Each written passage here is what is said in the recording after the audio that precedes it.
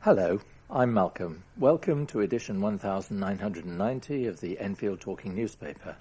With me on the reading team for Thursday the 12th of February 2015 are Elizabeth, John, who will be coming through the door shortly, and Roz, with Jason on the controls.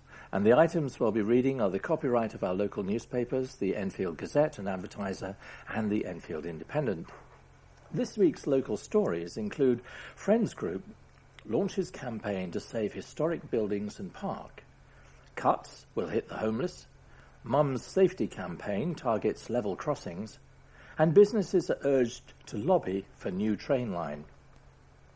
And just before we start with the news, I'm sure you know that you have a listener's representative, Diane de Jersey, who will be happy to help you with it. Pardon me, with any problems or concerns you have about your talking newspaper. And you can call Diane on 020-8805-6578. That's 020-8805-6578. And now here's Elizabeth with the first news item. A campaign has been launched to save a historic mansion and a park's heritage. Friends of Trent Park, Christchurch and politicians are working together on the Save Trent Park campaign. The Grade 2 listed Trent Park mansion and surrounding buildings in Snakes Lane, Cockfosters, was sold by Middlesex University in August 2013 to Malaysia's Alliance University College of Medical Sciences for £30.9 million. However, plans to build a new university on the site were abandoned when the university went into liquidation last May, leaving the site almost empty but for 2 security guards. The Enfield Independent has learned a film production group is using some of the buildings as a set for a short film. Although nobody from the company would speak on the record, some surrounding buildings have been transformed into a film set with a makeshift police station, off-licence and even a sex shop.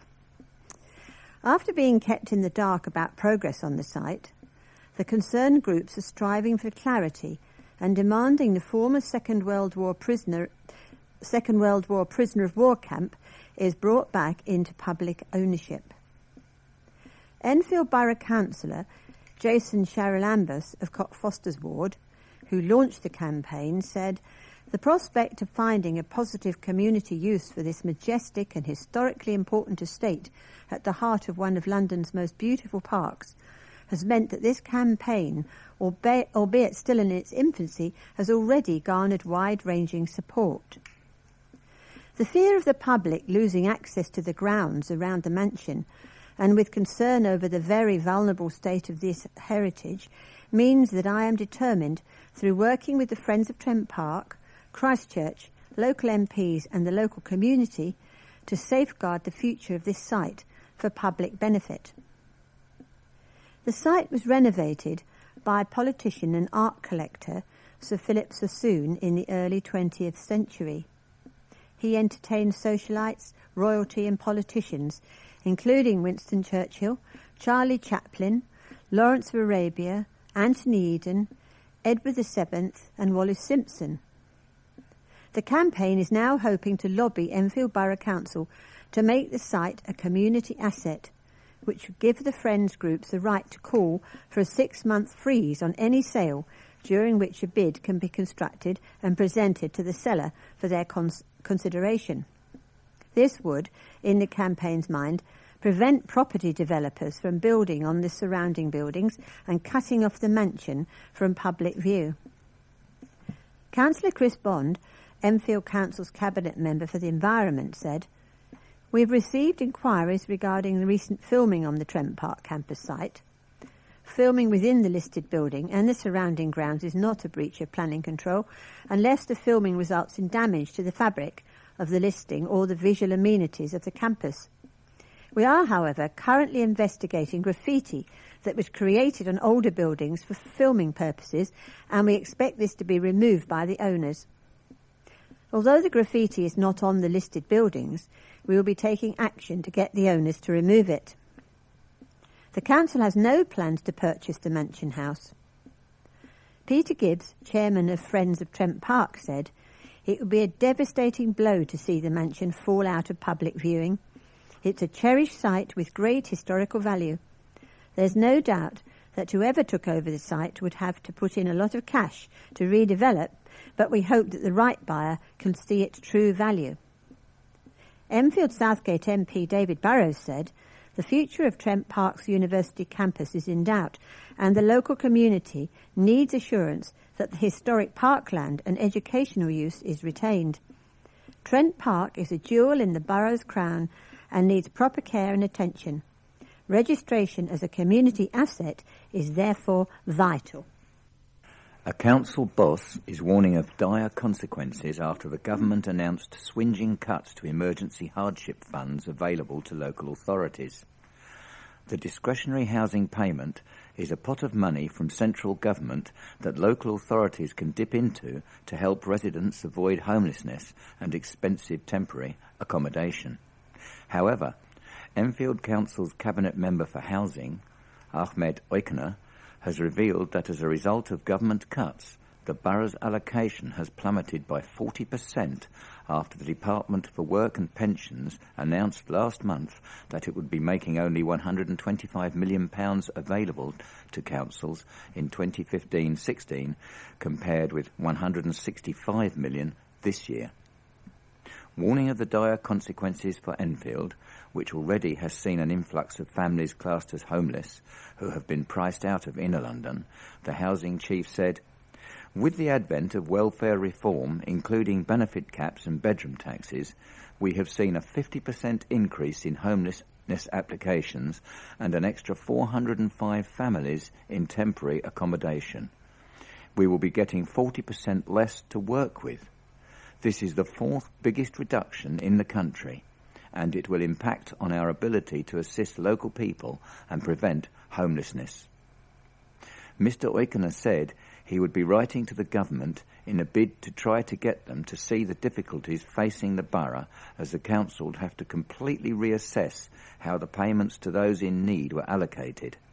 However, a spokesman from the Department of Work and Pensions said, "Our housing benefit reforms are a key part of the long-term economic plan, vital to restoring fairness to the system and saving £2 billion a year by the end of this Parliament.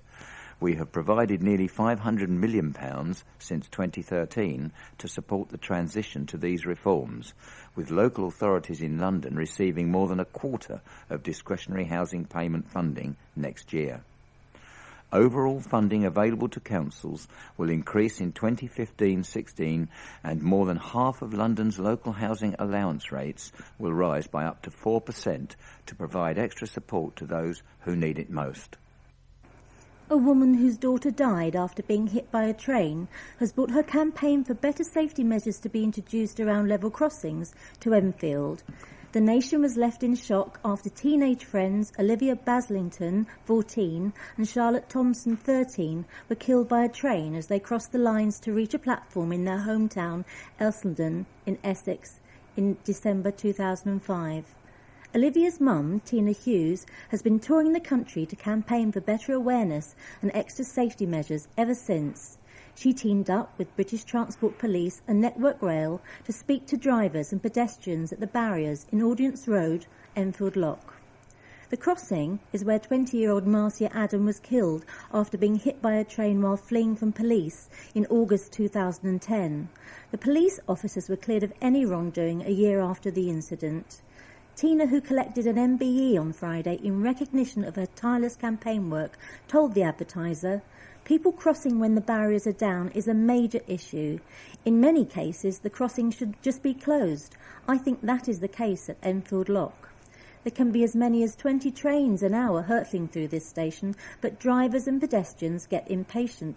Even though we had Transport Police, there were cameras. People were still driving around the barriers. It is incredible, just to save a few minutes." But it is partly down to better safety measures too, as Olivia and Charlotte died because the train they wanted to catch had pulled into the station and they assumed the barriers were down for their train. In fact, there was one coming the other way, and they were killed as they ran to catch that train. It helps Network Rail when I can be there to hand out leaflets and talk to drivers, because I can offer the human touch as someone who has suffered as a result of one of these tragedies. Tina's visit coincided with Network Rail's week-long Operation Look Safety campaign, targeting level crossing users across the country. Businesses in the east of Enfield are being urged to lobby the government to press ahead with plans to run a new train line through the area. A public consultation on plans for a fourth West Anglia main line route, providing additional services through Enfield Lock, Brimsdown, Ponders End and Angel Road stations, ended on Tuesday last week. But Enfield Council and the Enfield Chamber of Commerce are calling on businesses to lend their support to the project, which the London Stansted-Cambridge consortium says will create a corridor of prosperity. The extra line running between Liverpool Street and Cambridge would mean extra capacity along the busy route and make the area more attractive to businesses along the route as well as commuters wanting to travel into the city. Mark Rudling, Town Centre Manager for the Enfield Business and Retail Association, welcomed the plans. He told the Advertiser, "I would definitely urge businesses to get behind these plans. Eastern Enfield needs help. It really does. This will be great for jobs and for large businesses because it will bring more people into the area, but it will also be great for high street shops and restaurants because new people and people in the area to work on the construction will need them."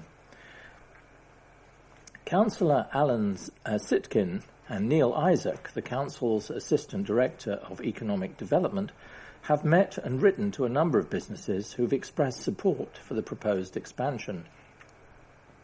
Mr. Sitkin, Cabinet Member for Economic Development, said, pardon me, he said, "We've spoken with local companies and received significant support in our efforts to lobby government and Network Rail for these vital infrastructure improvements. We have a good track record of attracting rail investment to Enfield. We've already secured 80 million of rail investment to provide a 4-train-per-hour service at the new Meridian Water Station, which could launch as early as 2018, but we will not rest on our laurels. If we could get the West Anglia mainline 4-tracked, it would give the green light it would give the green light for business in Enfield and make Eastern Enfield particularly attractive to larger companies." Councillors look poised to freeze Enfield's council tax for the 6th year in a row. If agreed at a budget meeting of Enfield Council's Overview and Scrutiny Committee, householders' bills for an average Band D property will remain at 1,134p a year. Government funding for the council has dropped by 21 million for 2015-16 compared with 2014-15. Cabinet Member for Finance, Andrew Stafford, said, "We need to make sure that every penny counts during these tough economic times to protect and deliver the vital services our residents need in the face of consistently shrinking budgets. This year's budget will mean difficult decisions, but one thing is certain, we will do everything we can to insulate residents from the impact of the savings we will make this year and in coming years, while producing a prudent and sensible budget which delivers services in the most efficient way possible. The final decision on the council tax will be made at a full council meeting." And I've got some strange things here. Facts about Valentine's Day under the title, Did You Know? Valentine's Day was first celebrated during the Roman times in the middle of February. It was a holiday called Lupercalia to commemorate fertility. Roughly 1 billion Valentine's Day cards are exchanged across the world each year. Pets will be on the receiving end of heart-shaped Valentine's prezzies this year, with over 9 million pet owners splashing the cash on their furry, four-legged friends. Well, some of them may be birds, of course, so that'd be feathers, not furs. 73% of flowers are bought by men, whereas only 27% are bought by women. 15% of women like sending themselves flowers on February the 14th. That's a bit sad, really. Studies have shown ladies prefer to get their lovey-dovey gifts after a nice meal, whereas guys prefer theirs to be given in the morning. And 80% of women want underwear for Valentine's Day. A group of 12 youngsters were given the chance to show off their artistic talents at the Tate Modern Gallery. The 6- and 7-year-olds from Oakthorpe Primary School in Tilekin Lane, Palmer's Green, were ferried to the gallery on the South Bank, where they spent the day working with sculptor Jack Cornell. The children were given the task of designing their own sculptures to make obstacles for people to navigate around whilst visiting the gallery's turbine room.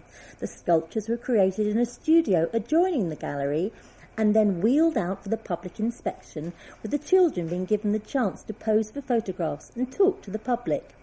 The assistant head teacher, Martin Skillett, said, "It was a great day out for the children. We took 12 children from our Year 2 class in the minivan, and the school is a BP partner school, and they organised it. The artist was great.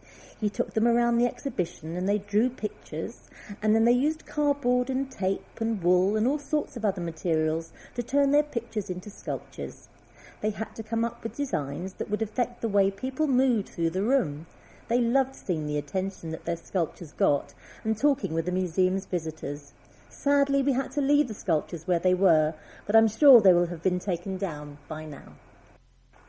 A former chairwoman of a board of trustees at a free school empire has called on parents to contact the Department of Education to demand publication of a government report into the running of the school. Andri F. Thymiu called a meeting on Saturday when parents and interested parties could discuss any queries they had regarding recent events at Cuckoo Hall Primary Academy in Cuckoo Hall Lane, Edmonton. Executive head teacher of the Cuckoo Hall Primary Academy, Patricia Sauter, her husband, and one of the directors of the Board of Trustees, Phil Sauter, and head teacher of Cuckoo Hall Primary Academy, Sharon Armett, were suspended by Ms. F. Thymiu over allegations of gross misconduct.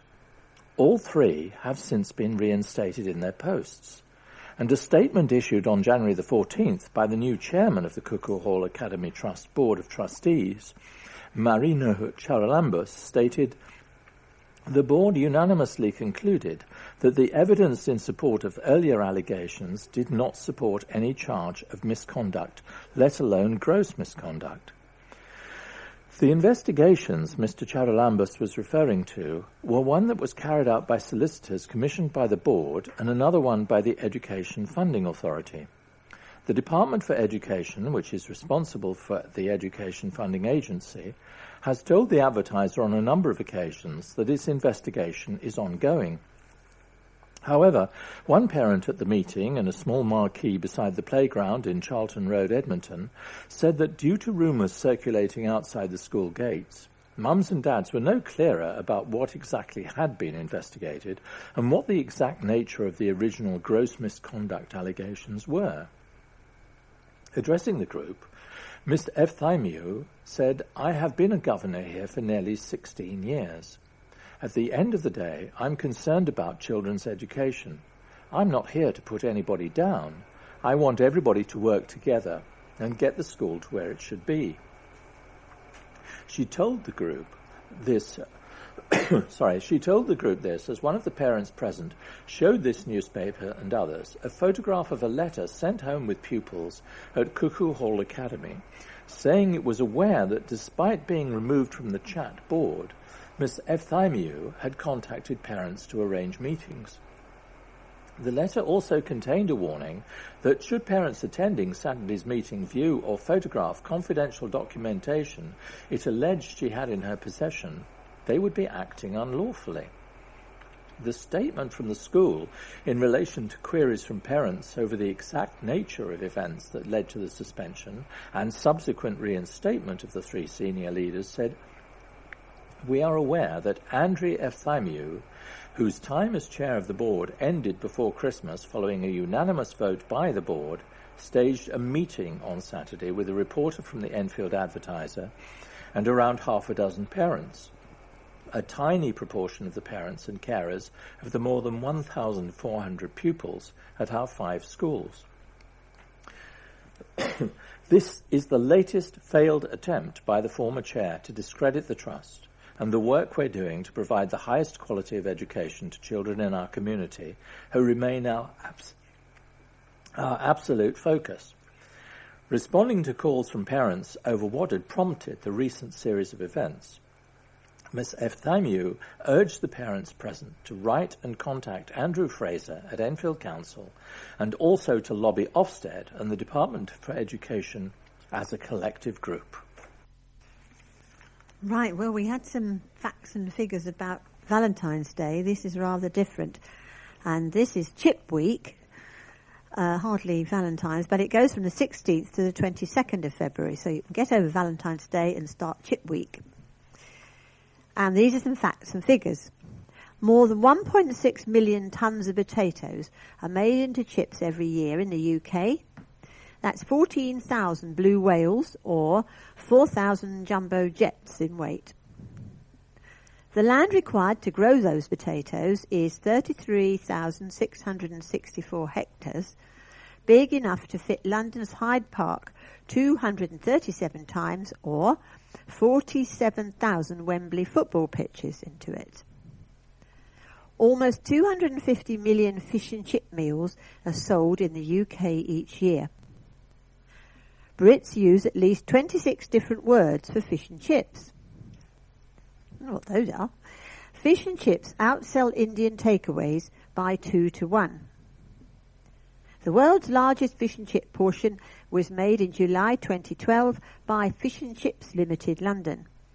The fish weighed in at 47.75 kilograms, and the chips were 23.5 kilograms. I do wonder who spends their time working out these facts and figures. Anyway, now we know them. I've got an item here which refers to somewhere in Finsbury Park, but listeners may be interested in this. Park Theatre has been named Fringe Theatre of the Year less than 2 years after opening. The venue in Finsbury Park first welcomed in audiences in May 2013 and has attracted attention thanks to celebrity ambassadors such as Celia Imrie and Tamsin Outhwaite, and with plays such as Daytona starring Maureen Lipman. Artistic director Jez Bond accepted the accolade at the Stage Awards 2015 and said, "We are thrilled to receive this award. Park Theatre operates without any public subsidy for core costs, and I would like to thank our small and incredibly dedicated team, plus, of course, our donors, patrons, and all those who have made this possible. 20 months on from opening our doors, it's a great honour to be recognised by the industry and our peers." And if you want any more information, details can be found on www.parktheatre.co.uk.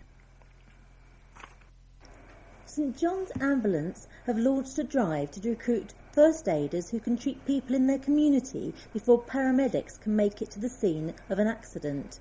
The Enfield, Edmonton and Haringey branch of the St John Ambulance Service is appealing for volunteers to come forward to sign up to help. London Ambulance Service crews are usually at the scene within 8 minutes, but if a person is critically injured, every second counts. Often the first responders are the first to arrive once they have been called by the 999 operators. The charity held an information evening last Tuesday as part of its Community First Responders recruitment drive.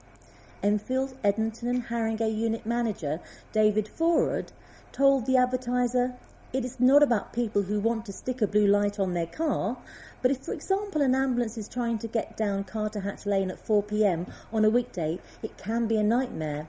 And if a community first responder is 2 streets away, they can get there far quicker to help. I'm usually on call for 12 hours from noon until midnight, but that's my choice.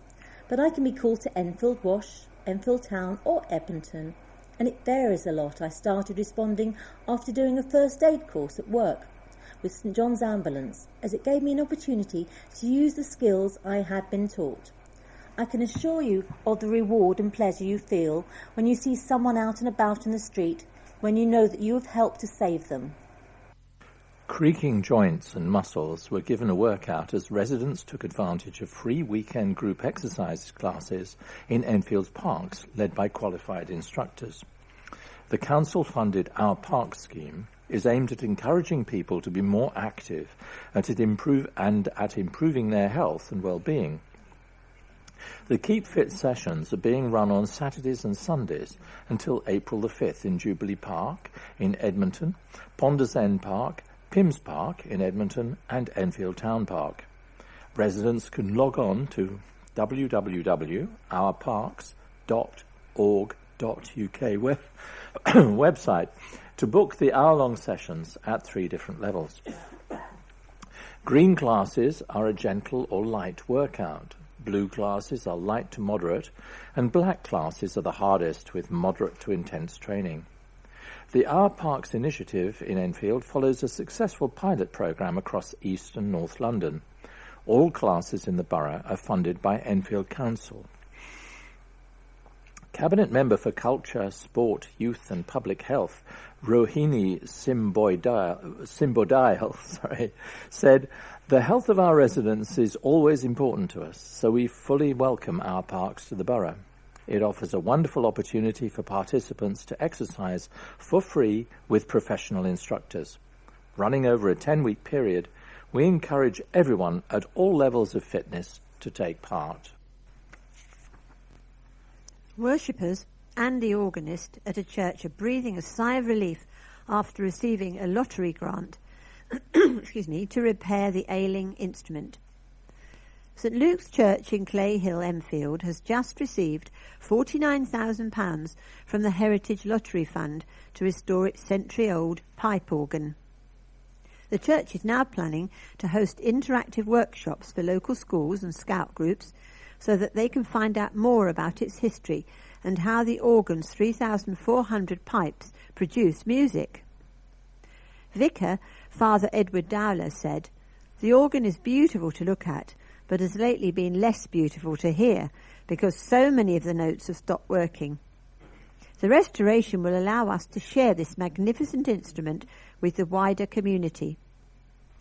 St Luke's organ was built in 1906 by leading organ manufacturers Bishop & Son and was certified as of special interest by the British Institute of Organ Studies in 2010. St Luke's organist John Wright said, "Currently, the missing notes make the poor organist sound at best careless and at worst incompetent.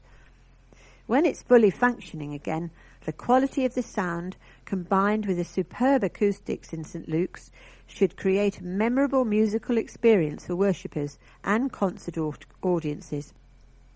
Sue Bowers, head of Heritage Lottery Fund London, added, "Thanks to money raised by National Lottery players, we're pleased to support St Luke's Church as it secures the future of its historic pipe organ and introduces a new generation to an important part of our musical heritage."